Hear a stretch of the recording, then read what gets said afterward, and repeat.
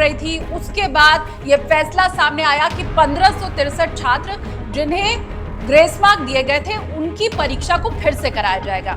ये बताया गया कि 1563 छात्र की परीक्षा होगी, 30 जून के पहले पहले उनके नतीजे आ जाएंगे और फिर वो काउंसलिंग में शामिल होंगे। लेकिन इन सब के बीच सवाल कई खड़े हो रहे हैं। हो सकता है आप भी ये सोच रहे हो कि वो 1563 छात्र कौन हैं, दोबारा परीक्षा उनकी कब होनी है, वो तारीख कौन सी है, क्या सारे बच्चे जो हैं उन्हें दोबारा एग्जाम देना पड़ेगा? ये जो सारे सवाल आपके मन में चल रहे हैं उसका हम जवाब देने की कोशिश करते हैं। 5 बड़े सवाल जिसका जवाब लोकल 18 की टीम आपको देने वाली है। और उसमें जो सबसे पहला सवाल फिलहाल बच्चों के मन के, उनके अभिभावकों के मन में चल रहा है वो ये है, सभी को क्या दोबारा नीट की परीक्षा देनी होगी? जवाब इसका है नहीं।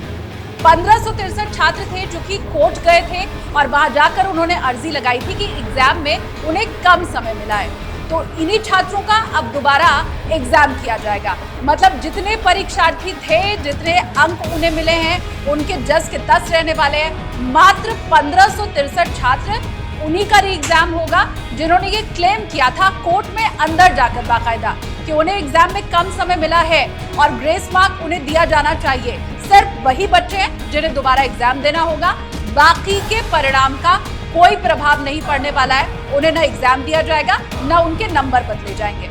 अब दूसरा बड़ा सवाल, दोबारा कब होगी नीट यूजी की परीक्षा? तो दोबारा 1563 छात्र जिनकी परीक्षा होनी है उसकी तारीख है 23 जून 2024। इन 1563 छात्रों को 23 जून को दोबारा एग्जामिनेशन सेंटर जाकर और वहां परीक्षा देनी होगी। अब तीसरा बड़ा सवाल ये है कि इसका रिजल्ट कब आएगा? तो देखिए, आपको बता दें कि रिजल्ट की जो तारीख है वो अभी जारी नहीं की गई है, लेकिन ये बताया गया कि 30 जून के पहले पहले रिजल्ट आ जाएगा। मतलब 23 जून को एग्जाम होगा और 30 जून के पहले रिजल्ट आने की बात एनटीए की तरफ से कही जा रही है। अब चौथा बड़ा सवाल, कब होगी नीट यूजी की काउंसलिंग? देखिए, 23 जून को परीक्षा है, 30 जून के पहले रिजल्ट आ जाएगा और उसके बाद घोषणा की जाएगी कि काउंसलिंग की डेट क्या है।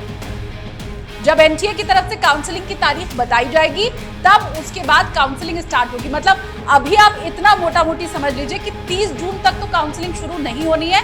जब री एग्जामिनेशन वाले बच्चों का रिजल्ट आ जाएगा उसके बाद काउंसलिंग की तारीख का ऐलान किया जाएगा और उसमें आपको शामिल होना है।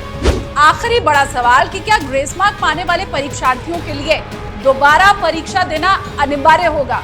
जवाब है नहीं, ये वैकल्पिक है।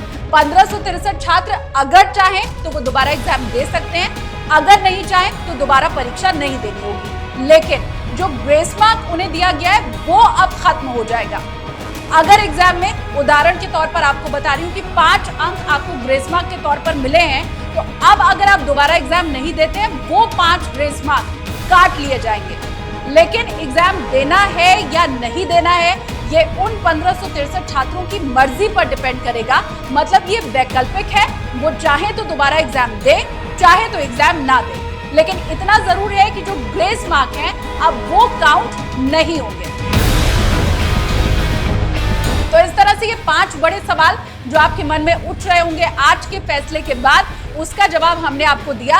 अब अगली सुनवाई इस पूरे मामले की 8 जुलाई को होनी है और उस वक्त हम देखेंगे कि कोर्ट के अंदर क्या जरा होती है और उसके ऊपर अदालत का क्या फैसला आता है।